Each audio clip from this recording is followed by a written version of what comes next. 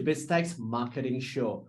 Mobile adoption has boomed globally with explosive growth across downloads usage and App Store consumer spend. Now, to put it in its perspective, in 2021, the numbers were over 232 billion downloads, 168 billion in consumer spend, and 3.9 trillion hours consumed. Now, as a result, ad dollars have flocked to mobile ads, topping 295 billion in 2021 and approximately 350 billion in 2022. Now, companies like data.ai are in the crosshairs of this explosion of growth and are using AI to give marketers better insights. Now, data.ai claims to be the first unified data AI platform bringing together consumer data and market estimates. Now, to tell us more about data.ai and share some global insights, our guest for today is David Kim, the Managing Director for APAC at data.ai. Now, David, welcome to the show. Thank you. Thank you for having me, Brian. Look forward to the conversation and share more about what we do today. Now, David, then for a start, could you give us an overview of data.ai and its history? Yeah, so data.ai is a leading mobile data and analytics provider. We are formerly known as App Annie. I'm sure a lot of people are familiar with that logo. We changed our name in February last year to position ourselves across the digital spectrum, as we are working at bringing in more digital data sets and expanding on the mobile data that we analyze. The name reflects company's vision to drive comprehensive digital platform with products and partnerships. We are the first company to combine consumer and market data to fuel digital insights by applying power of AI, thus unify data AI. That's the summary of our company right now. Okay, and what is your global footprint like and your footprint in the APAC region as well? Yeah, so we have a global footprint across North America, Europe, and APAC. In Asia, we have presence in 15 countries, such as Japan, India, and Indonesia, and many others. Now, David, then could you give us an overview then of some of your products and solutions that you offer in the APAC region? Yes, so before talking about the product and solution, it's very important to highlight the target customers and the verticals that we typically focus. We are mainly for mobile first and mobile first companies. And Outfit 7, better known as company that launched the Talking Tomcat game, shared that working with data AI tools helped them improve their mobile games and understand the wider marketplace. They've been using data AI for years with access to accurate data, analytics, which is valuable for market research and insight into new games and mechanics and brand development. Also, as many of you are aware, there's grocery delivery that is fast growing and dynamic space, especially in India, with a lot of possible direction to choose from. Big Basket, India's largest online grocery, faced multiple challenges, including navigating the market dynamics and competitive environment. We, Data AI, were able to help Big Basket get many data points to help their decision-making process. As such, they were able to explore new markets, understand the competitive environment in targeted regions, and cross-usage by users of multiple entities in the same sector, as well as get deep insight into user behavior trends. And recently, as many of you know, we have also launched our State of Mobile 2023 report, which identifies and discusses macro trends for leading brands and publishers and what success looks like for mature apps across gaming, fintech, retail, social, video streaming, and many more with the Data AI's industry first game and App IQ taxonomy. The report has been critical for brands like Winzo, a publishing powerhouse, Partnering with a monetization for a top studio globally, data.ai has been crucial to their story, assisting Winzo in identifying high potential game developer partners through reliable game data and industry insights. All right, David, I want to just dive in a little bit into your study in terms of mobile app forecast for 2023. Could you give us a snapshot of the methodology behind your study and some of the key findings that have come out of the study? Yeah, and good question, Brian. And among some of our findings, which was also highlighted in our recent State of Mobile 2023 report, some of our findings are following. Global mobile ad spend hit $362 billion. Now, what does that mean? Mobile will take over the share of our advertising wallet as more time is spent in apps, with total hours on track to surpass 4 trillion on Android phones alone in 2022. However, the growth of ad spend was slow to 7.5% in 2023, down from 14% in 2022, in the face of economic headwinds. Additionally, consumer spend in gaming to dampen. Mobile gaming is set to drop by 5% in 2022 to $110 billion, and by 3% in 2023 to $107 billion due to factors such as IDFA, Google's upcoming privacy changes, and a crackdown on fingerprinting, which is set to impact user acquisition in 2023. Also, consumers seek experience such as travel, events, and sports. With mobile commerce paving the way, consumer will shift their share of wallet from good to consumables and experience as discretionary income feels the squeeze amidst layoff and the rising cost of living. Download of travel, ticketing apps are set to head into 2023 on a 47% increase. And finally, 7 will join the $3 billion app club. HBO Max, iQIYI will join Disney Plus, Netflix, YouTube, TikTok in the $3 billion consumer spend club for video streaming and short video apps. 14 others will join the $2 billion app club. This includes Call of Duty, Uma, Museum, Purdy, Derby, and Bumble.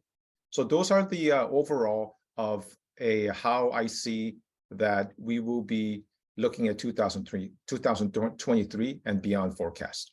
Okay. Now, having said that, David, what do you think the lessons that Asia Pacific businesses should take from this survey, and how should they perhaps tweak their business models to take advantage of these findings? Well, I think, both, I think in terms of looking at from our takeaway is that this is for not only for the global, but also regional audience in mind. We derive macro level stats to indicate market movement and dove into each region and country for specific metrics on what is growing and changing based on each local trend. And we would love to see our consumers and potential prospects to leverage our data and insight to make an intelligent decision so that they can actually continue to expand their business in the industry and vertical which they care the most.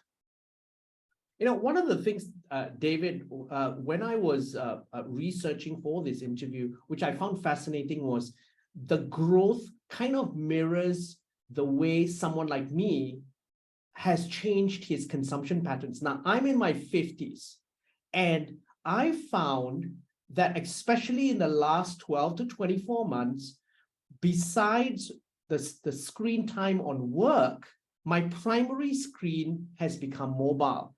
Before and after work, it's no longer the television screen, it's the mobile. And this is obviously in line with also what your study has shown, because the forecast revealed that more time spent on mobile will surpass 6 trillion hours by 2028.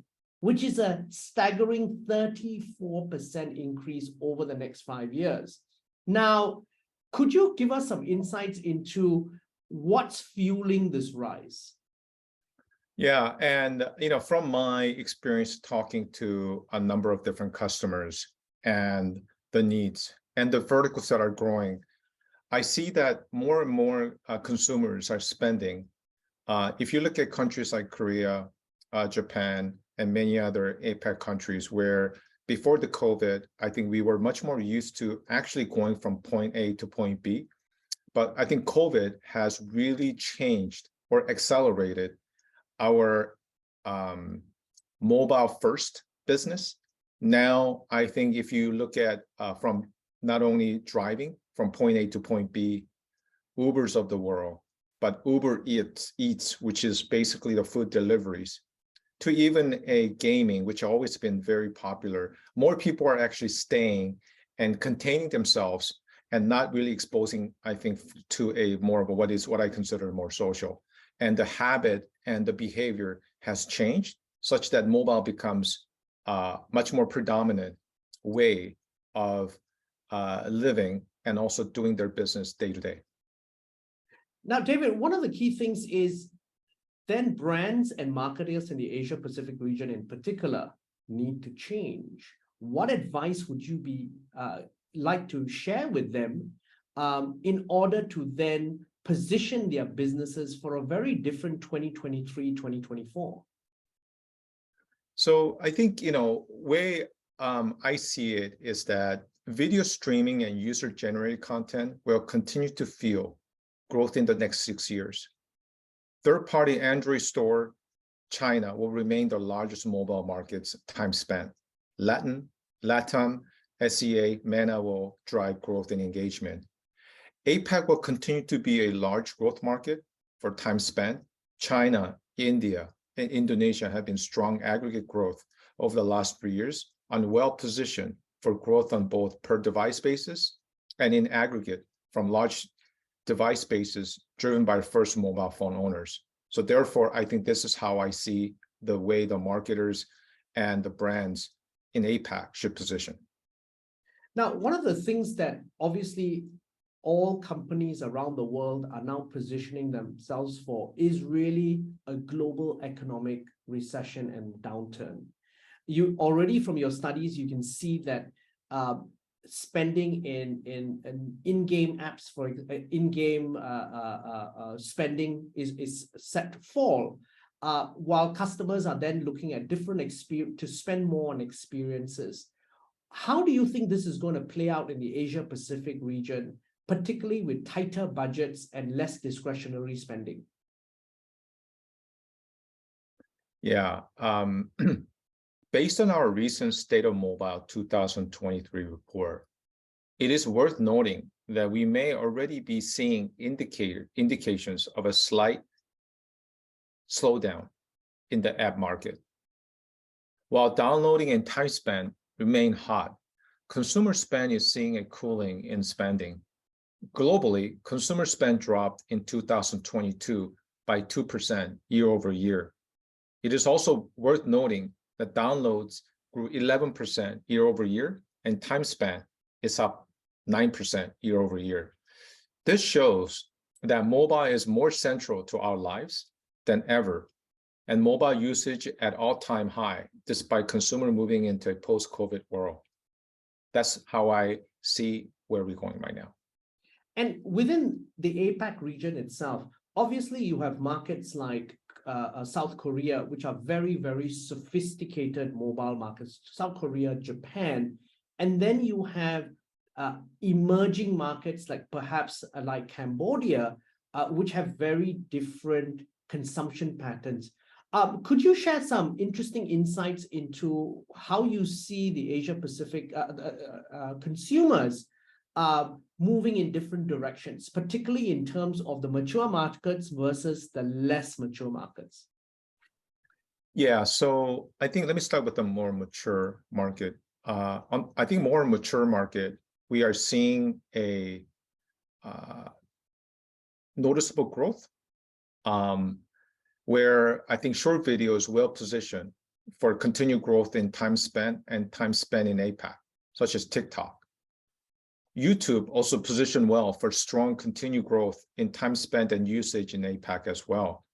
For instance, you mentioned South Korea. In South Korea, the average user spends 40 hours per month on YouTube, 75% higher than global average of 23 hours per user per month. On emerging markets, on the other hand, it's a digital transformation. While consumer spending games has set to decline the whole globally in 2023, there are markets in APAC that buck this global trend, which positioned them well for 2023. In 2022, China, 5% year over year to 42 billion. Indonesia, 16% growth year over year to $370 million. India, 12% to 190 million. Hong Kong and Taiwan each growing multiple digit to 1.1 billion and 3.1 billion respectively. On those emerging market, we see a lot of digital transformation, first-time phone buyer, and able to leverage the apps that they never had before. And we expect that there's going to be a fascinating growth in those markets that you addressed earlier. Countries such as Indonesia and many others, where we're seeing the market really taking off, and we hope to leverage that market and provide all the insight to the companies and potential prospects who will need this information.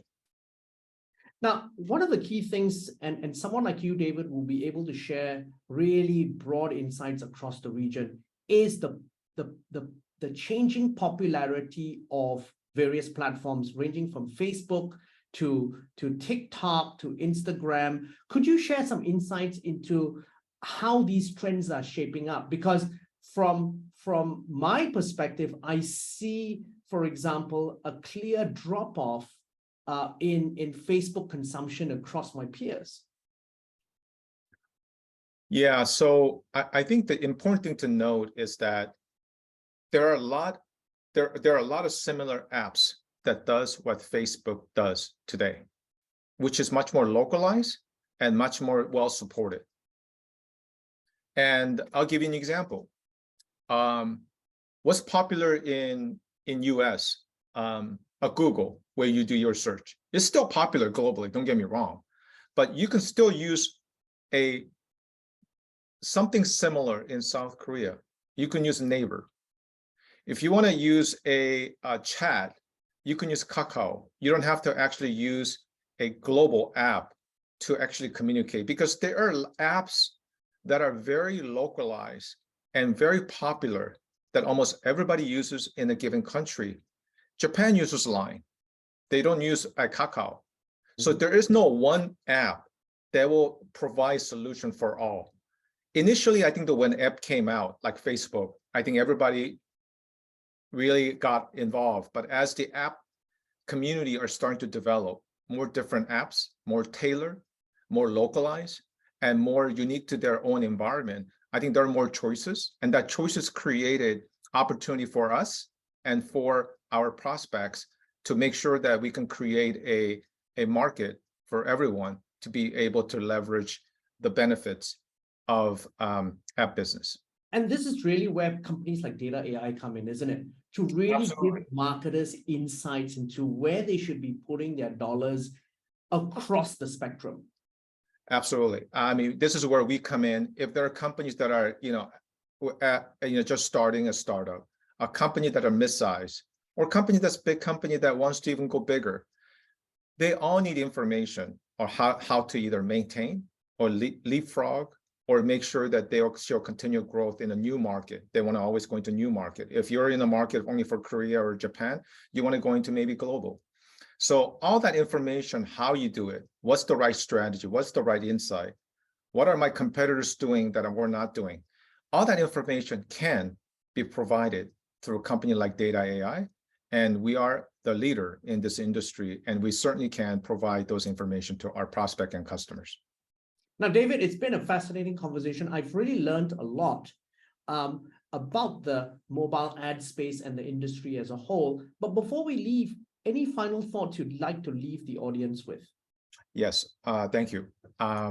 First of all, I want to thank you, Brian, for inviting me for this very important, but also very critical time in 2023 for us as a data AI to share what we do.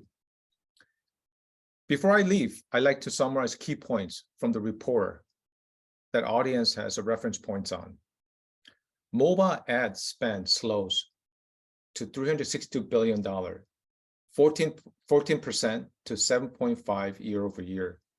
Gaming drops to $107 billion, minus 3%. Outlook for time spent on mobile, 6%. Lifestyle apps up 47% year over year. Travel, booking, hotels. 21 joined multi-billion-dollar revenue club. All these information, if you want to know more, please reach out to us. Glad to share that information through our 2023, our report on the mobile. Thank you. Now, David, thank you very much for coming on the show. Thank you for Brian for inviting me. This was a fascinating opportunity for us to share and look forward to more partnership and working with any of your network and also sharing about what we do going forward.